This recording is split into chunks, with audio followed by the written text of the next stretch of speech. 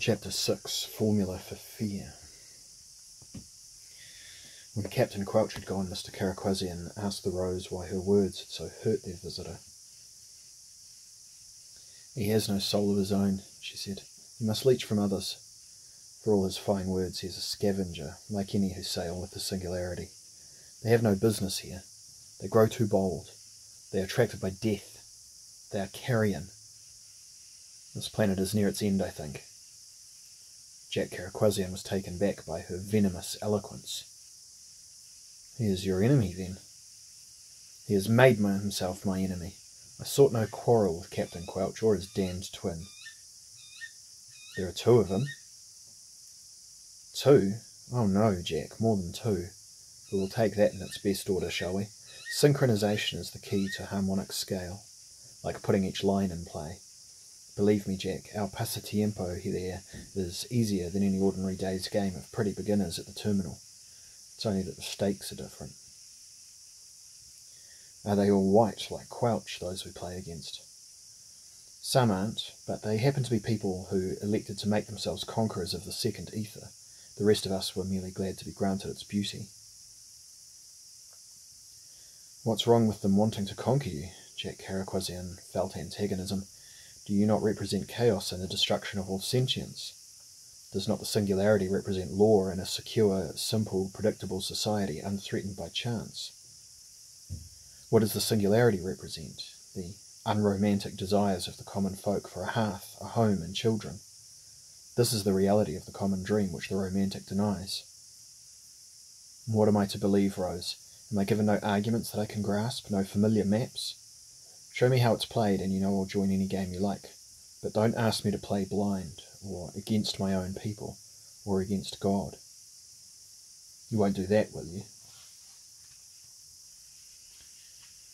"I said it to you one way."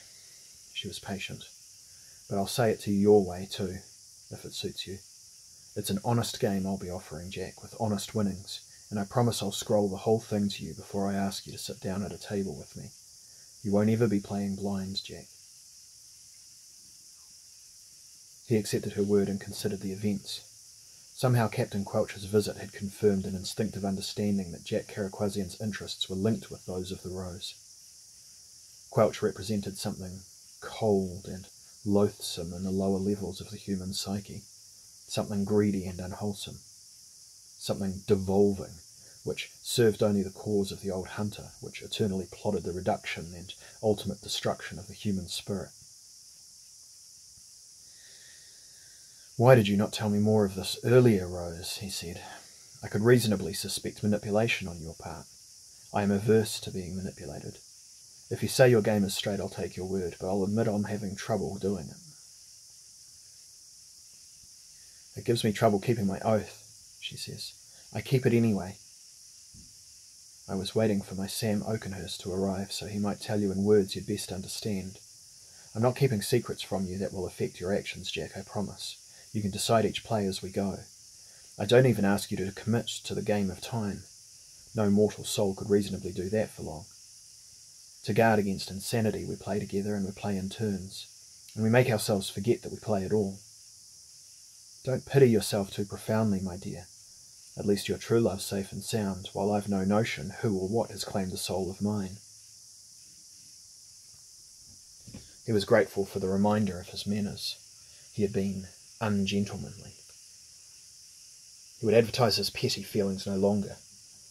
He felt he needed a good hand to play and an opponent like Sam Oakenhurst or Mistress Mint, whom he also loved and who, for all her outward disapproval and even disappointment in him, had cared deeply for him and played a wise game. Almost as wise as Calinda de Veros, thought Mr. Carriquazian, and was glad to remind himself of what he stood to gain from this. But then he frowned and shook his head.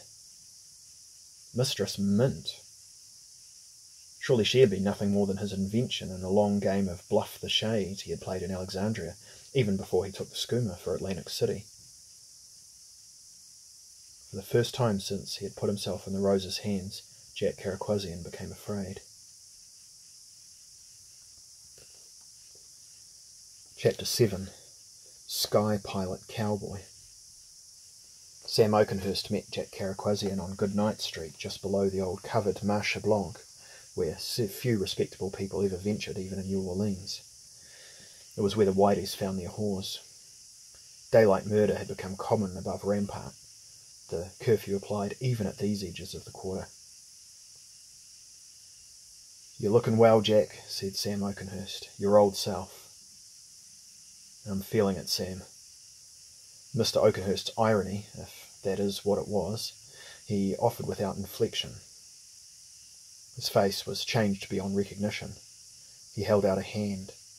The thin bones had been broken and reset, then broken and reset again, each time adding or growing new bone until they were twice the length of the originals, and had become what the Machinois considered handsome. His face, which had been the subject of a score of eccentric surgical exercises or rituals, now had the cadaverous appearance of a long-dead goat, yet retained a certain sad beauty reflecting much of what Caraquasian knew of his friend's character. It cost him some self-control to shake the offered hand. It was like shaking hands with the old hunter himself. "I hear you're in town with the Rose," said Sam Oakenhurst. "But they didn't know where you were staying. I thought she said she'd meet me at the terminal." "Audubon," says Jack Caraquasian, "same as always." "I remember. My memory ain't what it was, though, Jack." "Mine neither, Sam. It's good to see you." "You recognised me?" "Right away, Sam." Mr. Oakenhurst sighed with relief. Then maybe she will too. Chapter 8. Kit Carson's Perilous Ride. The Rose had played many scenarios, and so had not been overly disturbed by Sam Oakenhurst's appearance. She, like Jack Caraquasian, had a habit of looking at the bones first. The essence of her Sam was still there, as strong as ever, she thought, beneath all that tortured muscle and sinew, which had been blessed by the most skilled knives among his Machinois kin. She kissed him. He tasted at her like a man unsure whether he embraced a mirage. "Mon grâce, moi rose, mio darling. I've dreamed of this for 1,000 years."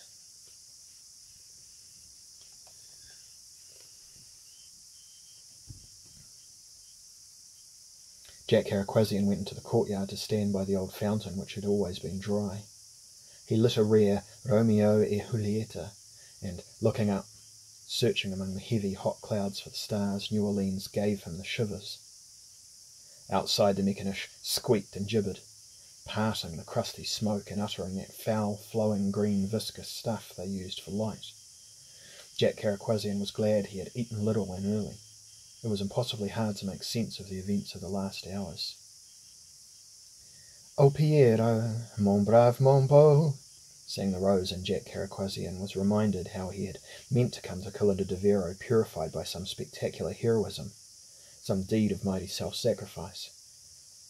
Instead, he had learned only how to accept forgiveness. There had to be more.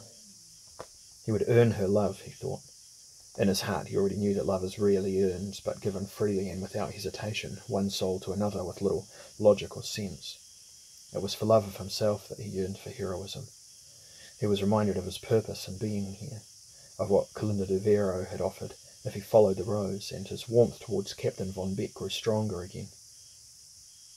Now he assumed they would all be on their way to Natchez. "Do we have another meat boat, Sam?" she wanted to know. I could not fairly ask for that. When they offered me my then they offered me my caravel. I am not sure of it. They understand my goals and are glad of them. I took them many turns of the eternity cushions and the shutter boxes before they fully understood my needs and rose to fulfill them. In their own fashion, of course, which I in turn now understand. They insisted on preparing me for my journey. They have passed everything they know of the second ether into me. They too have been players in the game of time, but have exhausted it and been exhausted by it. They are the missing fishlings, some say. He became self-conscious. Or at least that's how the Chaos Engineers see things. I suppose you don't look at that trash, do you, Jack? I am unfamiliar with your pseudo-Vs, nor do I collect their originals clearly. My childhood was full of Ali Baba and those wonderful historical soaps for which Egyptians were justly envied. These are like creatures from the barbaric past, from the time of the pharaohs. Jack Caraquasian was puzzled by his friend's unfading intensity. But I've heard of the one named the merchant venturer, Pearl Peru, for she came calling on me once or twice at the terminal when I was in no mood for visitors. He did not mention Captain Quelch. Pearl Peru herself. You're greatly honoured, Jack. She's one of the noblest and most beautiful of all of the paladins of chaos. She is a paragon, Jack. Her only weakness is her kindly, trusting heart. Sam, says the Rose, laughing, those characters from your V magazines are of no interest to Jack. When those characters come a-visiting, Rose, as they seem to be doing fairly frequently, I believe them to be of some interest, says Mr. Caraquasian. Sometimes I have the notion that we are all trapped in a bad game of old Tom's last roll. There's something happening to the rules. Not yet, Jack, says the Rose, but we are playing for time. It wasn't much of an answer. There's a man in Gulfport selling a boat that might suit us, says Sam. We could ride over and look at her. Then if we like her, it's a short haul to the Fault. Does she have to have sails, Rose? It makes no difference, says the Rose. So long as she steers and moves, I can probably sail her. I'm getting used to those currents. This here's a paddle wheeler, I guess. All the better, she says. I prefer a little steam. Let's go, says Jack Caraquasian, anxious to put at least the ambiguities of New Orleans behind him. But Sam Oakenhurst must know that what Pearl Peru said and what she had looked like. Was her body covered in multicoloured skins which moved over it like living things? Did the ether dust pour continuously from her helmet and nostrils? Unfortunately, on the occasions that the lady called, says Jack Caraquasian, I was otherwise engaged and could not meet her. To tell you the truth, Sam, I was weary of strangers just then. I had some thinking to do. Sam Oakenhurst's long upper lip almost trembles with disappointment, and he turns away to recover himself. There have been periods, he says by way of apology, when only those melodramas saved me from madness. But perhaps I wasn't saved from madness after all. Jack Caraquasian puts his hand on his friend's arm.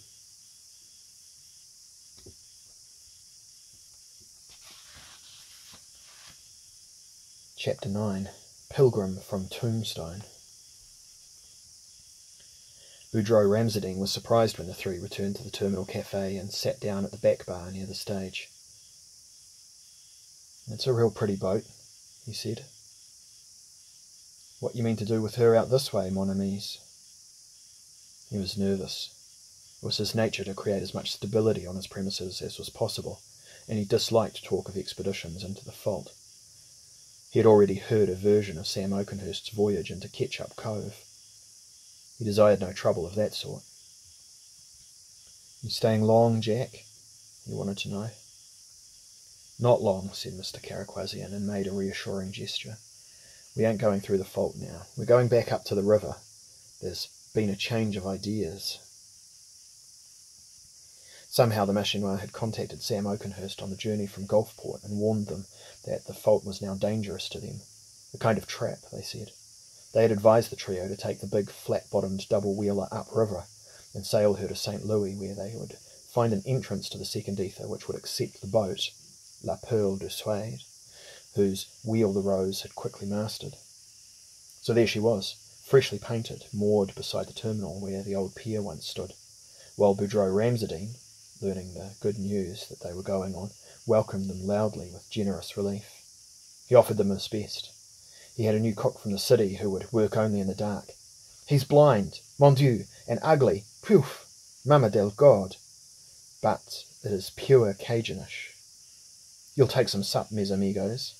He smacked his lips and kissed his fingers, ogling them like an old husband. Later, when they had gorged on the blind chef's magic, Boudreaux sat back from the table and offered the opinion that it was getting close to their end.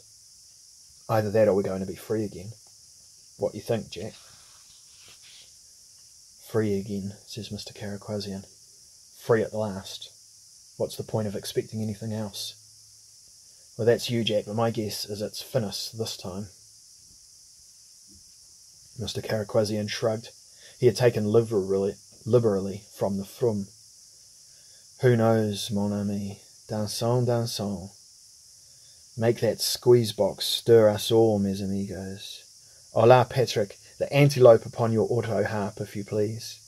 We have here all the power you'll ever know or need. The musicians grinned uneasily through the fluttering shadows. Jolly boys, I'll just say, pretty amigos, bon temps, regarde le role. Play, my brothers, play. Tonight at last I am ready to dance. And then with the rose on his arm, he stepped upon the floor, all poised and alive with danger. But it was Kalinda de Vero he saw as they danced.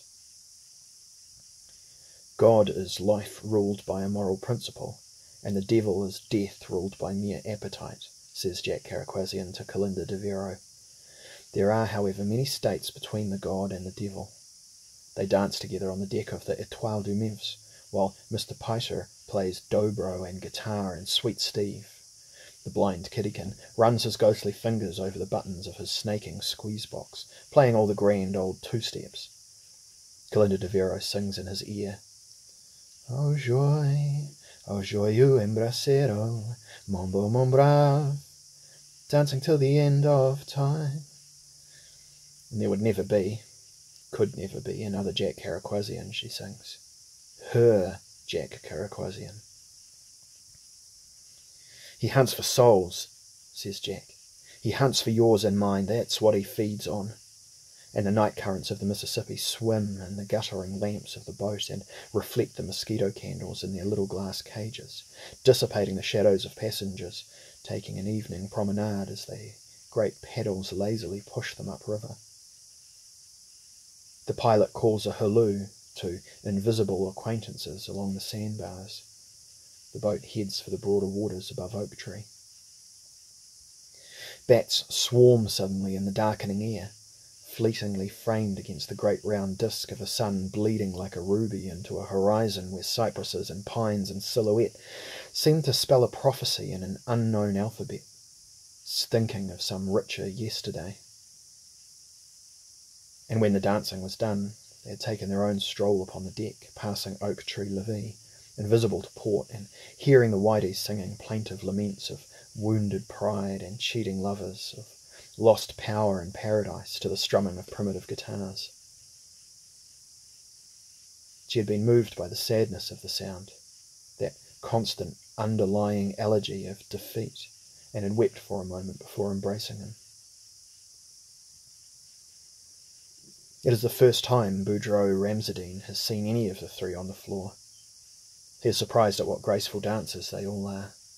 Handsome Jack Caraquesian, exquisite Rose von Beck, cadaverous Mr. Oakenhurst. It is as if legends have come to an ordinary dance hall.